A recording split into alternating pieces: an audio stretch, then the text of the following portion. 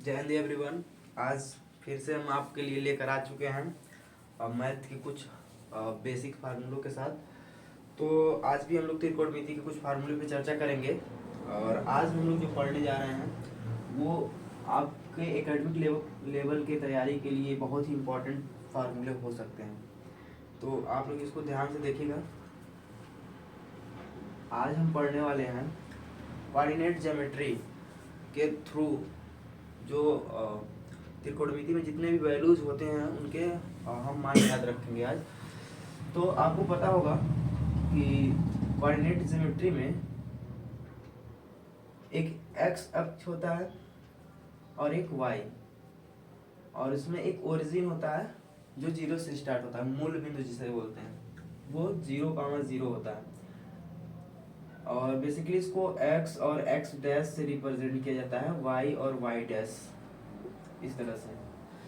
तो आपको दो तीन चीजें याद रखनी पड़ेंगी।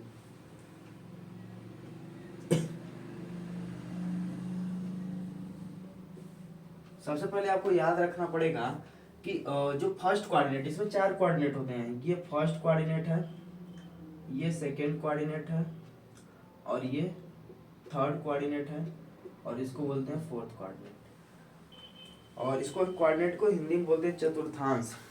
प्रथम चतुर्थांश, द्वितीय चतुर्थांश, तृतीय चतुर्थांश और चतुर्थ चतुर्थांश। चलिए, तो जो फर्स्ट चतुर्थांश है या फर्स्ट कोऑर्डिनेट है, इसमें जो है जो sine cos tan cos sec cosec, ये 6 जो त्रिकोणमिति के वैल्यू होते हैं सभी प्लस में होते हैं। तो इसमें हम लिख देते हैं ऑल पॉजिटिव।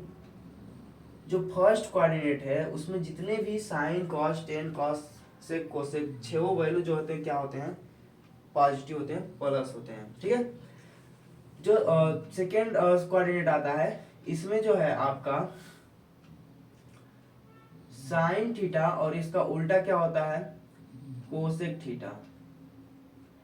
ये दोनों बस वैल्यू जो है निगेटिव होता है।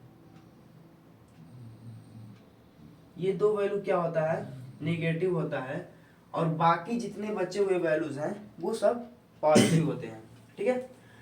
थर्ड कोऑर्डिनेट में टेन थीटा और इसका अपोजिट होता है कॉट थीटा, इसका अपोजिट होता है कॉट थीटा, और ये दोनों जो वैल्यू होते हैं निगेटिव होते हैं। किस कोऑर्डिनेट में, तो थर्ड कोऑर्डिनेट में। फोर्थ कोऑर्डिनेट में कॉस थीटा और इसका अपोजिट होता है सेक थीटा, ये दो वैल्यू केवल क्या होते हैं, निगेटिव होते हैं। बाकी के वैल्यू जो होते हैं वो पॉजिटिव मिलते हैं। अब हम समझते हैं कि ये फर्स्ट सेकेंड थर्ड कोऑर्डिनेट लिखने की जरूरत क्या पड़ी और इसका क्या मतलब है। देखिए, अगर आप इसको 360 डिग्री में डिवाइड कर दें तो यहाँ पर देखिए 90 डिग्री बन रहा है, ये 90 डिग्री एंगल है। तो यहाँ से अगर 0 से स्टार्ट हो रहा है तो 0 से कहाँ तक जा रहा है, 90। मतलब क्या है कि 0 से लेके 90 तक के जो बीच की जो वैल्यूज होंगी वो सब क्या होंगी, प्लस में होंगी। फिर ये 90 से प्लस है 180 तक। ठीक है। अगर यहाँ से यहाँ तक देखें तो 180 है, फिर यहाँ से आएंगे तो 270 है, और यहाँ से आ जाएंगे 360, कंप्लीट एंगल जिसे कहते हैं। ठीक है। तो यहाँ पर ये स्टार्ट कहाँ से होता है, 0 डिग्री से। फिर यहाँ पर कितना डिग्री होगा, 90 डिग्री। यहाँ पर आएगा तो कितना डिग्री होगा, 180 डिग्री, और यहाँ पर कितना डिग्री होगा, 270 डिग्री। ठीक है। ये 4 डिग्री पढ़ने होते हैं, और फिर इसके ऊपर जब फिर से आ गए तो यहाँ पर 360 डिग्री एक कंप्लीट एंगल कहलाता है। ठीक है। इतना चीजों के अलावा आपको एक और चीज याद रखना पड़ेगा कि जब x अक्ष मतलब क्या क्या 180 और 360 ये दो वैल्यू आएगा तो जो वैल्यूज आते हैं वो नो चेंज होते हैं। अभी आपको नहीं समझ में आएगा कि नो चेंज हम क्यों लिख रहे हैं।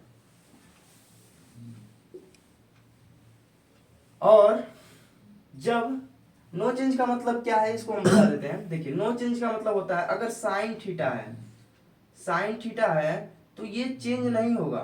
साइन थीटा का किस में वैल्यू आंसर आएगा, साइन थीटा में।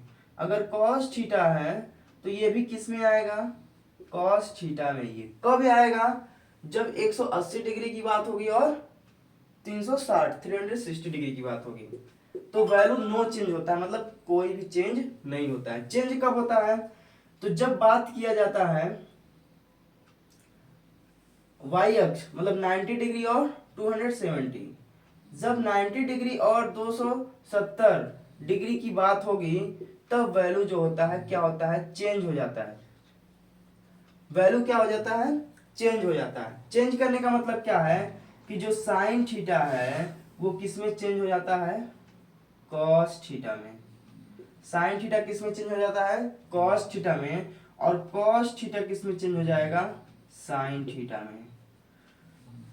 बस अगर आप इतने चीजें याद रख लेते हैं तो आपको मैं बता दे रहा हूं, और कुछ याद करने की जरूरत नहीं है। और इससे मैं जो है आपको लगभग 64 फार्मूले तैयार कराने के लिए तैयार करा देंगे आज, ठीक है। चलिए अब फार्मूले कैसे बनाने हैं हमको, तो उसके लिए आपको सबसे पहले स्टार्ट करना होगा 90 डिग्री से, ठीक है। हमने बताया कि 90 डिग्री जब भी रहेगा तो उसमें ऑल वैल्यूज क्या होंगे, पॉजिटिव, मतलब प्लस में आंसर आएगा, ठीक है। जैसे मान लीजिए यहाँ पर हम अब वैल्यूज लिखने जा रहे हैं। देखिए सबसे पहले जो वैल्यू आएगा वो आएगा साइन 90 माइनस थीटा। अब आप हमको बताएंगे कि ये किस कोऑर्डिनेट में आएगा। अब इसको थोड़ा सा समझेंगे। साइन 90 माइनस थीटा का क्या मतलब है कि 90 डिग्री में से माइनस कर रहे हैं, थीटा का मतलब होता है कोई एंगल। जब 90 डिग्री में से हम कोई कितना हो एंगल माइनस करेंगे तो 90 डिग्री फर्स्ट कोऑर्डिनेट में आएगा। किस कोऑर्डिनेट में आएगा, फर्स्ट कोऑर्डिनेट में। और हमने क्या बोला कि फर्स्ट कोऑर्डिनेट में जितने भी वैल्यू होते हैं वो सब क्या होते हैं, प्लस होते हैं। मतलब इसका जो आंसर आने वाला है वो किस में आएगा, उसका जो साइन होगा वो क्या होगा, प्लस होगा। ये जो कोऑर्डिनेट हमने बनाया है वो बस इसी के लिए है कि उसका जो साइन है आंसर का वो किस में रहेगा। तो ये यहाँ पर आपको पता चल गया कि इसका आंसर किस में आने वाला है, प्लस में। क्यों प्लस में आएगा, क्योंकि 90 माइनस थीटा है, और 90 माइनस थीटा का मतलब क्या होता है कि 90 माइनस थीटा करेंगे तो फर्स्ट कोऑर्डिनेट में ही आएगा, ठीक है। अब देखिए हमने क्या बताया कि जब 90 की बात की जाएगी तो वैल्यू क्या होगा, तो वैल्यू चेंज होता है। वैल्यू क्या होता है, चेंज होता है। तो यहाँ पर आपको चेंज करना पड़ेगा। साइन की वैल्यू किस में चेंज हो जाती है, कॉस थीटा में। तो यहाँ पर सिंपली आपको क्या लिख देना है, कॉस थीटा। ये इसका आंसर हो जाएगा, ठीक है। साइन 90 माइनस थीटा किसके इक्वल हो गया, कॉस थीटा के। अब साइन 90 माइनस थीटा के बाद क्या आएगा, तो सेम ऐसे ही आएगा आपका कॉस 90 माइनस थीटा। तो कॉस 90 माइनस थीटा हमने बताया जब minus 90 minus theta first coordinate में आ रहा है, फर्स्ट कोऑर्डिनेट में ऑल वैल्यूज प्लस होंगे, पॉजिटिव होंगे, और कॉस का वैल्यू भी क्या होगा, चेंज हो जाएगा। तो कॉस से यहाँ पर क्या आएगा आपका, साइन थीटा आएगा। क्या आएगा, साइन थीटा।